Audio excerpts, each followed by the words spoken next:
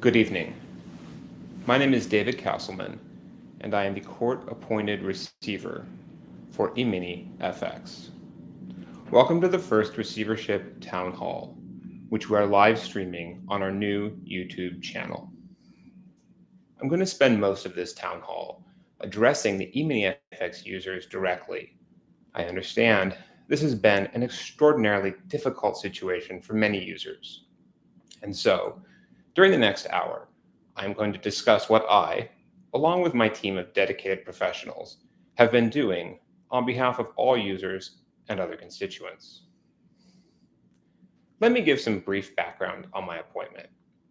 On May 11th, 2022, Judge Valerie Caproni of the Southern District of New York, and that's the federal court in Manhattan, appointed me as receiver on an emergency basis in a civil enforcement action brought by the Commodity Futures Trading Commission, the CFTC, against EminiFX and Eddie Alexander. That appointment was made permanent on June 15, 2022, in a consent order submitted jointly by Eddie Alexander and the CFTC. As an independent fiduciary, I report to the court, not to the parties. My job is to preserve and administer the assets of EminiFX. I am appointed in the civil enforcement case.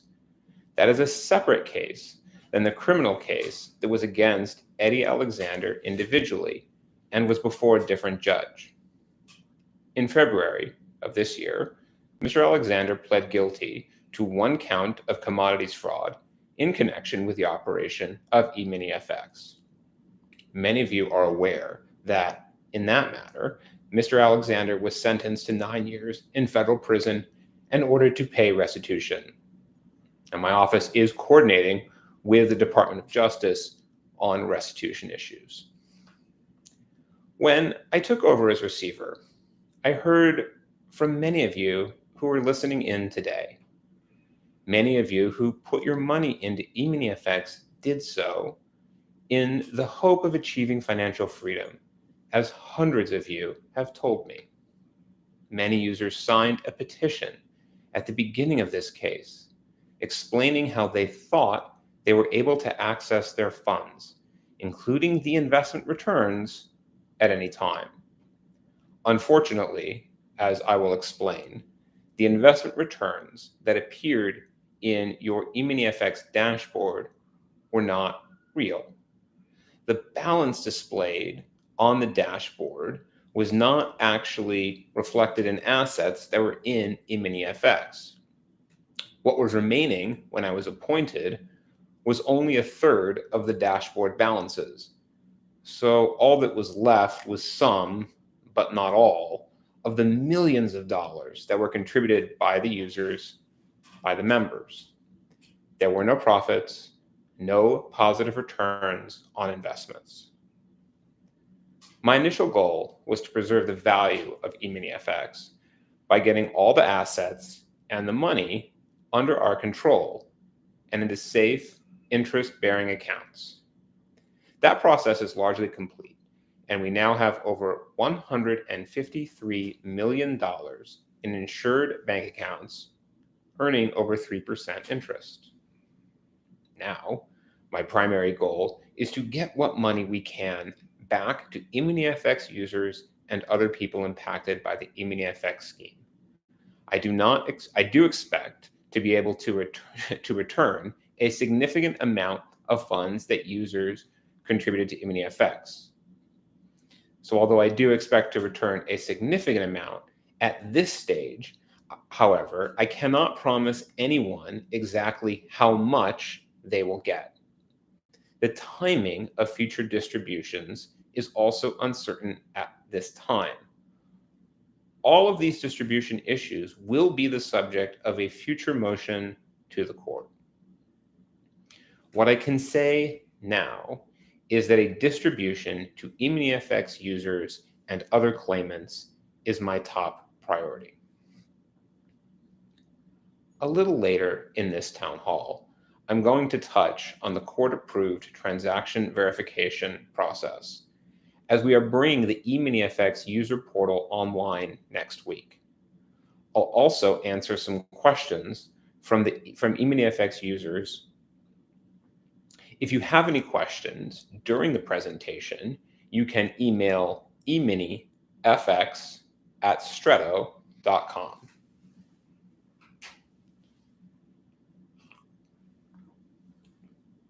Before we get into the substance, I want to quickly explain the roles of my professionals. Assisting me are Otterberg for legal, J.S. Held for financial investigation, Deloitte and Crowe for taxes, and Stretto for claims administration. Stretto is very important because they will serve as your primary point of contact when interacting with the receivership. They are going to be the ones to help me work with you to verify what you put into EminiFX and what you got out of EminiFX. Stretto also hosts our website at www.eminifxreceivership.com. That website is available in Haitian Creole and French, as well as English. The website also has all the court filings and the status reports that go into more detail on some of the topics that I will discuss in this town hall. Stretto may also send you emails from time to time. You have probably seen some already. When you get one, I'd ask you to open it, read it, and follow any instructions in that email. We will also periodically use emails to remind you of upcoming deadlines. Now, let's get into the substance. I'm going to start with how EminiFX worked. My team and I have looked at the internal company system, as well as the bank, brokerage, and cryptocurrency records that we were able to obtain directly from those financial institutions. We have used that data to analyze and understand how EminiFX worked. We looked at the balances that users saw in their accounts, usually in the dashboard. We also looked at the assets and money that actually existed. Unfortunately, there was no connection between the balances on the dashboard and the actual underlying assets. So let's start with what I mean by an EminiFX user. I mean someone who created a username or an account on the EminiFX system and who deposited money or cryptocurrency such as Bitcoin, or who withdrew money or cryptocurrency. A lot of users have referred to themselves in communications with me as members. Given the way the system worked, I prefer to use the term EminiFX users, as some of you may have seen on our website. But from your perspective, member and user will generally mean the same thing. Thousands of users deposited money into EminiFX. Often, this was in the form of US dollar cash deposits into the company accounts at TD Bank or Bank of America, or via wire transfer into those accounts. In addition, the most common way to make a deposit was to use Bitcoin via the coin payment system. So I've used the word deposit, but given the way the system worked, going forward, I'm going to use the term contribution instead. That said, for users from your perspective, deposit and contribution will generally mean the same thing. When users contributed dollars or Bitcoin, they could then log on to their account and see that money in their EminiFX dashboard, usually in their e-wallet. Most users would then put funds into their trading wallet, as that is what was used for the weekly return on investment, or ROI, increases every Friday. Specifically, every Friday morning, the dashboard would show a payout of ROI. That would be between 5.00 and 9.99% across the board. On March 11th, 2022, it was 9.99%. On April 1, it was 9.91%. On April 22, it was 5.05%, and so on and so on. One EminiFX user wrote me that every Friday was like Christmas morning, and I understand why one might think that. The dashboard always showed an increase. It's not surprising that some users have said they thought they could become millionaires in a year. The problem is that none of those increases were real.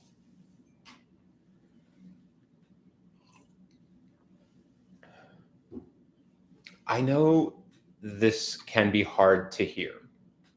It is important that I emphasize this point, though, because many EminiFX users have said in online petitions, in letters to me, in letters to the court, and in other places that they believed the profits were real, but they were not. The ROI numbers were fiction every week.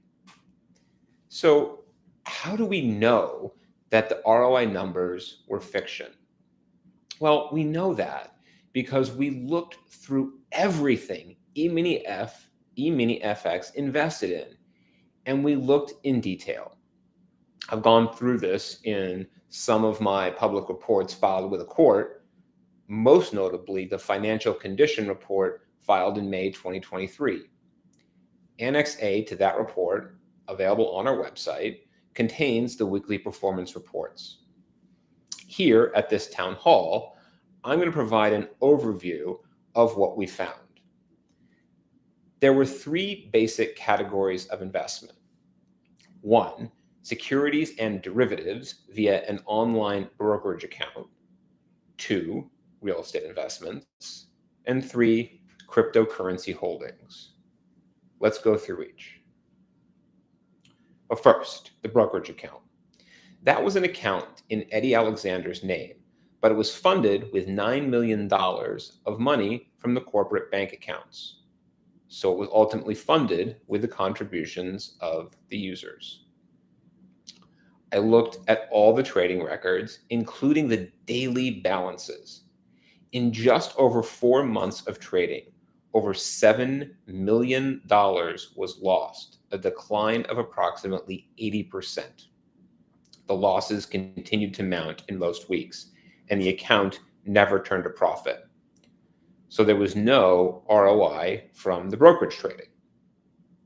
Second, there were also real estate investments. When I was appointed, EminiFX was in contract to purchase 46 different foreclosure properties in Long Island, that's Nassau and Suffolk County. There were contracts for 3 other properties as well in the same counties. Most of the contracts were signed in the few weeks before I was appointed, but none of those properties had actually been purchased. We obtained professional valuations on all 46 foreclosure properties, and we tested the market for the properties that had the most potential upside. There were no takers, no buyers, so we did not go through with any of the purchases. Based on our analysis, EminiFX was likely looking at losses of several $1 million if these properties had all been purchased. Based on public sale records, one property alone would have lost $850,000 if that deal had closed. Given the timing of the contracts and the valuation of the properties, there was clearly no ROI from the real estate investments. Finally, the third category was cryptocurrency. I say this even though I did not find a lot of active investment in cryptocurrencies. However, most of the funds that were contributed by users came in via the coin payment system and were held there in that account as Bitcoin. So as more and more and more Bitcoin kept coming into the coin payments account, a lot of EminiFX's money was being held as Bitcoin. That means that EminiFX was at least passively investing in Bitcoin. If Bitcoin went up or down, the value of EminiFX went up or down. Now, whether that exposure to the price of Bitcoin was intended, I cannot say. What we do know is that in 2022, the price of Bitcoin was on a downward trajectory with a big crash in early May. That meant that EminiFX kept losing millions of dollars as the price of Bitcoin continued to fall. By the time I was appointed, there were over $40 million in losses in the Bitcoin that was held in the coin payments account. So there was no ROI, no positive ROI, from the EminiFX exposure to the price of Bitcoin. On top of all that, the company spent about $6 million in operating costs in just a few months. Most of that was spent on salaries, rent, office equipment, and vehicles. So let's add it all up. We have millions of dollars in losses in the brokerage account. We have no real gains in real estate. We have tens of millions of dollars of losses in Bitcoin, and we have millions of dollars in costs. We have no gains anywhere. And that's how we know that the ROI was fiction. Because even though there were only actual losses and costs, the dashboard kept showing gains week after week after week. And that creates a weekly shortfall, meaning that there was a difference between the total value that users could see in their accounts and the assets that EminiFX actually had. Moreover, we can measure that shortfall. By the time I was appointed in May 2022, it was immense. At that time, the total difference between what the EminiFX dashboard said all of your accounts were worth and the money that EminiFX actually had in its various accounts and other assets, that shortfall was over $300 million. Given the losses in the trading and looking at the price of the Bitcoin since, there was no reasonable path to ever make up that shortfall. In fact, it was just getting worse when I was appointed, week after week after week.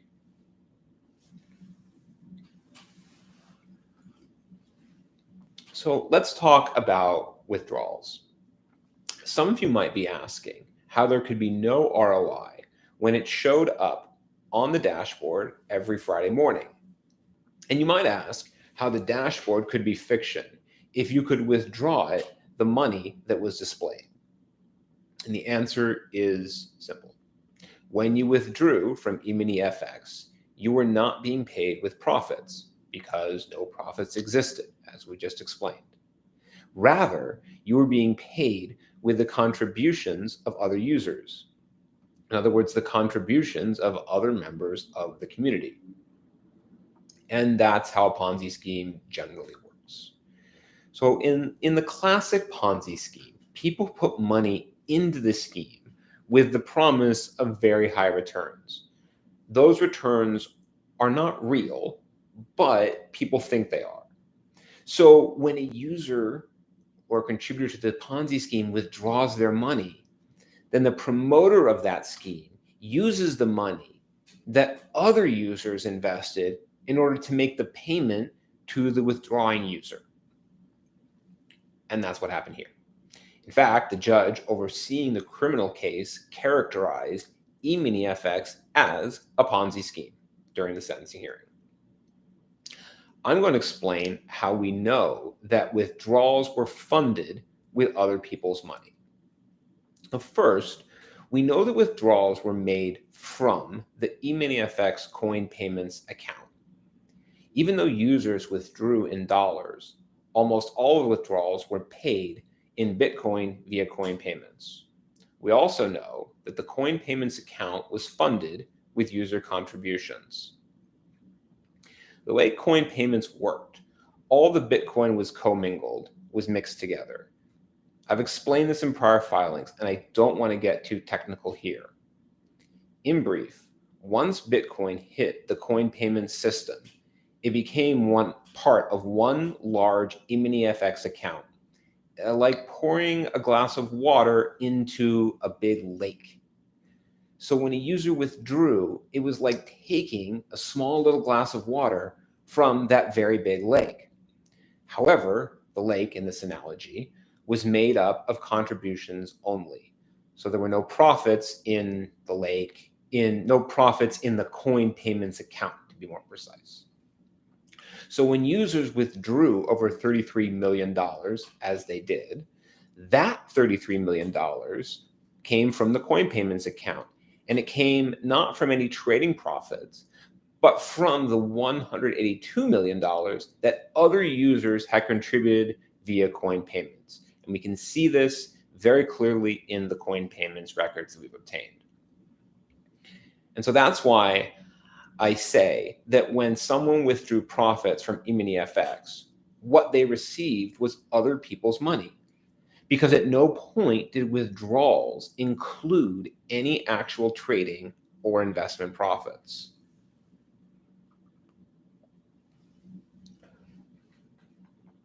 I've spent a lot of time talking about how EminiFX worked before I was appointed. I want to now turn to the current financial status of the receivership. The funds I am holding, by and large, come from the contributions of users. So I think it's important that I explain what funds I have, where they came from, and how my team and I are managing those funds. First, bank accounts. At the beginning of the receivership, the CFTC and I froze a number of company and Alexander bank accounts, including the ones at TD Bank and Bank of America, which many of you use to contribute funds. Those funds were turned over to the receivership bank accounts in the first few weeks of the receivership. That works out to about $60+ million. Second, cryptocurrency. Most of the cryptocurrency that EminiFX had was in the coin payments account that we discussed earlier. So Coin Payments is an offshore company located in Estonia and then Lithuania, which is in the Baltic region of Europe. So I hired the Baltic law firm Sarainen to assist us, and we were able to recover all the cryptocurrency held in that account, over 3,600 Bitcoin. We also recovered some cryptocurrency in other accounts. When we started selling the Bitcoin in January 2023, the price was under $17,000. That equated to a value of around $62 million for the entire position. I decided to sell slowly over the course of 4 months to reduce the volatility. By the time we finished selling, the price of Bitcoin was over $30,000. The average price over those 4 months for the whole position was a bit more than $24,000. And that means that the cash proceeds from the sale of that cryptocurrency was just over $90 million. And that's a substantial increase from when we first started selling. Third, the brokerage account. I also mentioned that $9 million of EminiFX corporate money was put into the brokerage account, and then over $7 million was lost in trading. That works out to about $1.7 million left in the account when I was appointed. I liquidated the remaining positions before they could lose more money, and we recovered that as cash as well fairly early on in the receivership. Fourth, litigation recoveries. I mentioned earlier the 46 foreclosure properties and the 3 other properties for which EminiFX or affiliates were in contract but had not yet been purchased. That meant that we were involved in 46 separate state court cases in Nassau and Suffolk counties. So I hired the Nassau County firm Forcelli, Deegan, Tirana, and we were able to achieve $2.5 million in settlements without having to purchase a single property and with a waiver of claims. We also recovered and sold a number of vehicles as well as some office equipment, although most of that has very little resale value. At the end of the last fiscal quarter, on June 30th, 2023, the receivership had a total of $153.7 million under its control, all in interest-bearing accounts. Right now, that interest is about $400,000 each month. We have had costs as well. At the beginning of the receivership, we paid the final salaries of the employees, except for Mr. and Mrs. Alexander, as well as 1 month of additional rent. And I explained a lot of those reasons in detail in my June 1 preliminary status report, also available on the website. That was about $200,000. Most of the other receivership costs are for the professional fees and expenses. And those are all approved first by the CFTC and then by the court with detailed time records before I pay them. Through June 30, the total income from the receivership activities was around $5.6 million, with total costs around $3.9 million. That means I have not yet had to use the recovered assets to cover the costs of the receivership. And we have a cushion of over $1.5 million before I would have to do so. That cushion, plus the interest we are earning on the cash, will help as we begin the complex transaction verification and claims process. I am pleased with the financial performance of the receivership to date. I cannot guarantee any future result. I will, however, continue to manage the receivership's finances in a careful and conservative manner.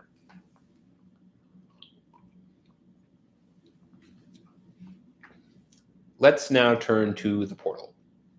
As some of you may have seen, on August 29th, the court approved our motion to begin the transaction verification and claims process. We are expecting to launch our EminiFX user portal on or about September 12th. We have a lot of information on what users contributed and what users withdrew. We've looked at bank records, cryptocurrency exchange records, and EminiFX internal data to come up with a preliminary transaction list for around 100,000 transactions. The user portal is going to allow users to confirm the transactions we have attributed to them based on the data that we have. It is also going to allow users to add transactions, correct transaction details, and to let us know if any of their transactions also included funds for other EminiFX users. Our next town hall will focus on that user portal. For now, I'd ask that all users make sure to review the email from Stretto about the portal, which users should receive around the middle of next week. So they don't have it yet, but it should come next week. That email will also have instructions for how to log on to the portal, and we'll post a link to the portal on the website.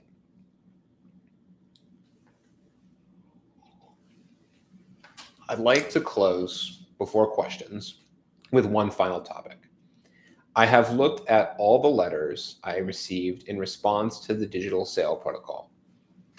I have read many of the letters submitted to the criminal judge in advance of the sentencing. I have listened to each user who spoke at the sentencing hearing, no matter what side they were on. And one thing I was struck by is how hundreds of users have told me and the court about the importance of the Thursday EminiFX investing classes. So as the administrator of EminiFX, I'd like to take a few minutes and discuss a helpful investor education resource that is free to the public. The Securities and Exchange Commission, which, like the CFTC, is a U.S. government agency whose mission is to protect investors and market integrity, has a website to help investors make sound investment decisions and avoid fraud. That website is called investor.gov, and it has a page on Ponzi schemes. We'll put a link to this page in the notes for this video. Here are some of the red flags that the SEC on that page has identified as warning signs for Ponzi schemes. First, high returns with little or no risk. The SEC notes that every investment carries some degree of risk, and investments yielding higher returns typically involve more risk. The SEC warns, be highly suspicious of any guaranteed investment opportunity. Second, overly consistent returns. As the SEC notes, investments tend to go up and down over time. So the SEC also warns, be skeptical about an investment that regularly generates positive returns regardless of overall market conditions. Third, secretive, complex strategies.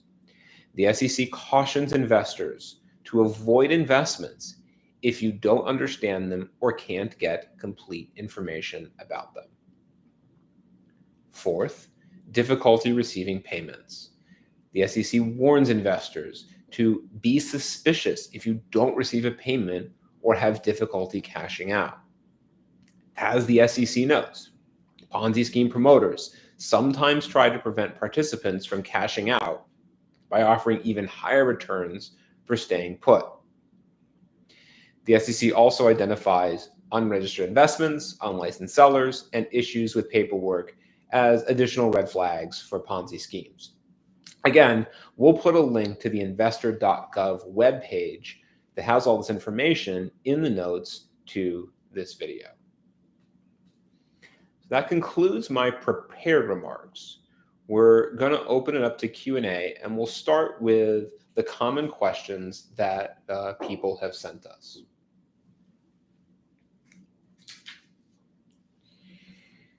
So one is, what will the estimated recovery be for EminiFX users? I don't have an estimation to give you at this time. There are tax considerations that we have to deal with, plus we have to finalize the transaction verification process so we know exactly what people put in and what they got out, and that will very much affect the percentage that people get. Based on preliminary analyses, I believe we will be able to provide a meaningful recovery, but we won't know exactly how much that will be for some time.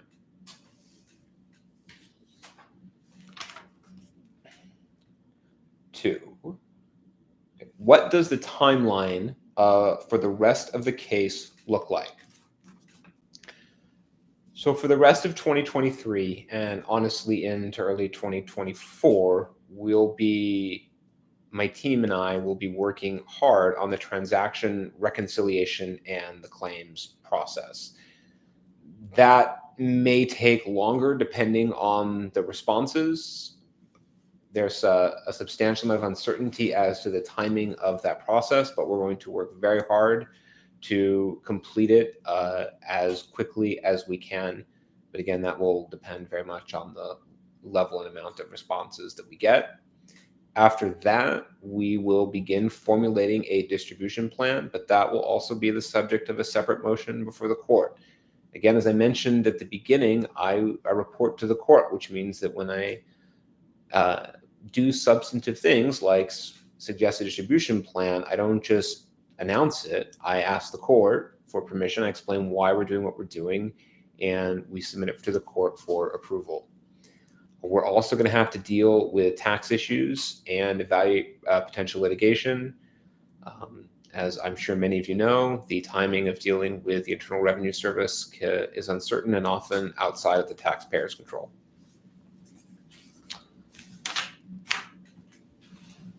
When should users expect a distribution? So again, I don't have an answer for exactly when a distribution will come. As I've said in prior reports, it's my hope to do at least an initial distribution as soon as I can. It is likely, although not certain, that distributions will come in stages, which means that the first distribution may not be everything that I'll be returning back, but what I can do at that time. Again, we don't have exact timing on that, but I do want to at least tell users that the first distribution probably won't be the only one that we'll do. But when we do the distributions, we'll be sure to explain that to the court, because again, we will get court approval before doing a distribution.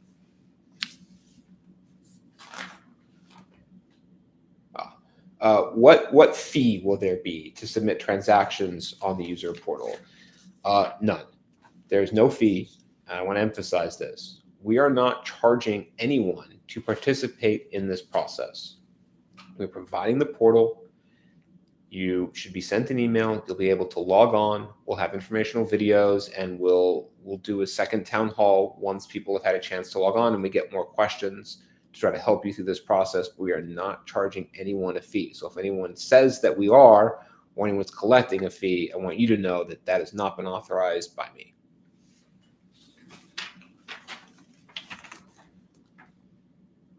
How will EminiFX users receive a distribution? Via a check or a digital payment? Again, that's not set yet. We're a little ways off from a distribution. We have the portal already. My hope is to continue to use that for further issues, including with distributions. So, when you have your portal account, I want you to make sure to keep your login information secure, but also known to you. We'll explore multiple options depending on what we believe is prudent and secure at the time. But we'll look at everything and try to do what makes the most sense. Again, trying to balance security and convenience for users.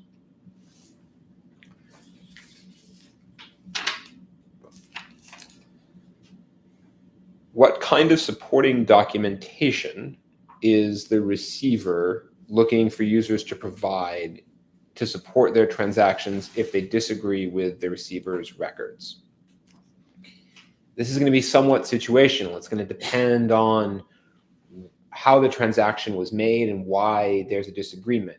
Things like bank statements, wire confirmations, but even emails, text messages, depending on the circumstances, could be useful. So I encourage users to provide what information they can, given the circumstance that they have, depending on where the disagreement is. We'll also be able to reach out if we need more information. But again, I would say give us as much as you can, ideally in PDF format, when you dispute a transaction. We'll do another town hall on how to do this as well.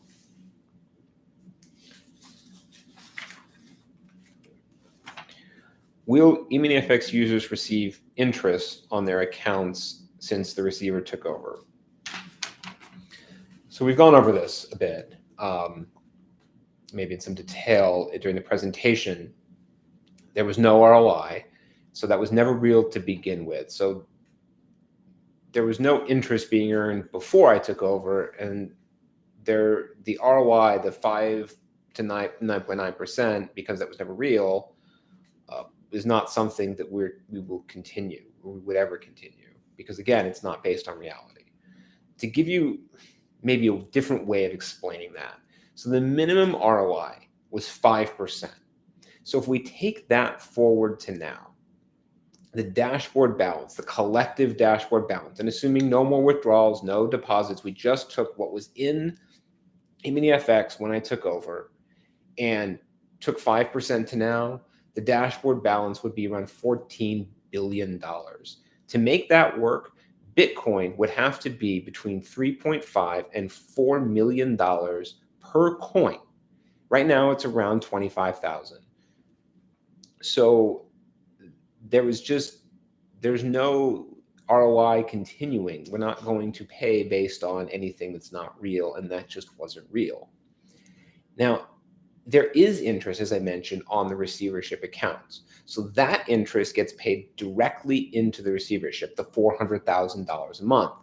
That helps to cover costs, but the excess will remain in distribution in the receivership accounts, and I expect any excess will be part of the general distribution pool that we'll address when we get to that stage of the case. I've had this a lot, actually. I've been asked if I'm working with the Office of the Haitian Diaspora. They put a link to the EminiFX website on their webpage? And the answer is I have spoken to the folks there. We're independent of them. They have been helping us to try to get the word out about the website, about the town hall, and hopefully about the portal process as well. So I appreciate the work they've been doing, but I do want to emphasize that I'm completely independent of that office.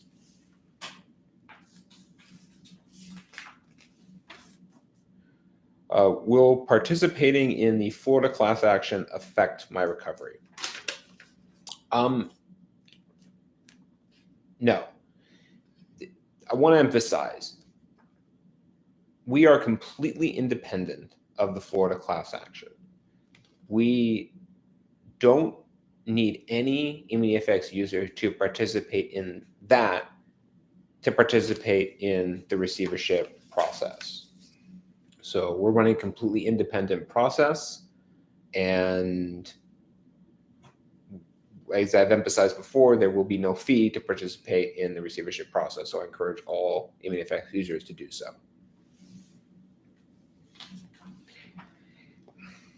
I'm trying to how to phrase this. So we received a number of questions, maybe comments, tips, I would almost call them, from users over the past year or so, reporting to us on another scam that's targeting the EminiFX user base. I want to clarify that only EminiFX is part of the receivership. So a lot of the other alleged scams that have been sent to us are not part of that. And that's not part of my court given responsibilities as the receiver. That said, there are places you can go if you would like to report a potential fraud or scam that you think exists and is targeting the community. So one place to go is the CFTC. That's cftc.gov/complaint. Say it again, cftc.gov/complaint. The SEC, the Securities and Exchange Commission, also has a tip line, and it's the sec.gov/TCR. You can also report any potential crimes, of course, to the FBI or to local police as appropriate, but in general, we are here just to focus on the EminiFX case and for me to administer the assets there and not other schemes. I think we've received a couple more questions since we started. Okay. I'm just going to try to take what I can. We have a little bit more time. It's been a long one. I am sure there are many members who have taken a great gain for being one of the first members to invest. Those who have taken a significant gain, will there be an encouraging email sent to those individuals to return the money, or is the receivership just counting that as a loss? So I want to make sure everyone's clear. There's no gain. So any withdrawals I mentioned with other people's money, we're still determining whether there are what are commonly called net winners, which are those who did take out more than they put in. We will assess how to handle those once we have a better sense for the universe, which will depend also on the transaction verification process that we're running. So I don't have an answer for how we will deal with that, but that will potentially be part of a future motion before the court. But there is no answer for how we plan to handle those at this time.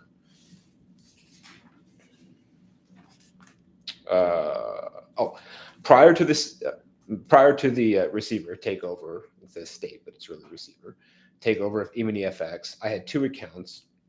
Is the receiver going to consider each account a separate entity? There will be an option in the portal if you had 2 accounts to merge your account. Again, we'll do portal videos and the portal town hall for how to do that. But yes, if you do have 2 accounts, there will be an option for how to merge those accounts in the show for Immediate Portal. Will help with that.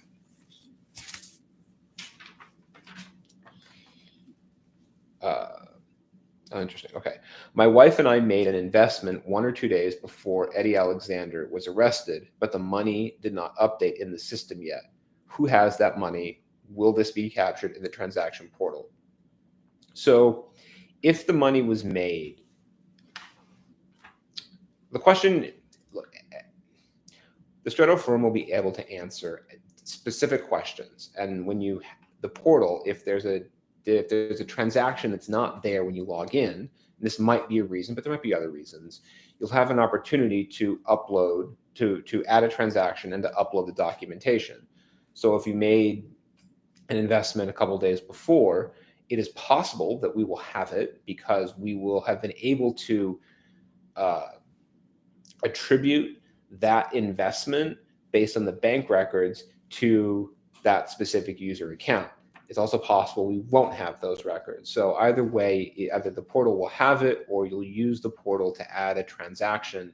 But again, anytime you're adding a transaction, as I mentioned before, it will be very helpful for you to include what information you can in PDF format so that we can attempt to verify and look at the records that we have on our end. But in general, if deposits of cash or cryptocurrency came into the system in the last couple days, we do generally have that those funds.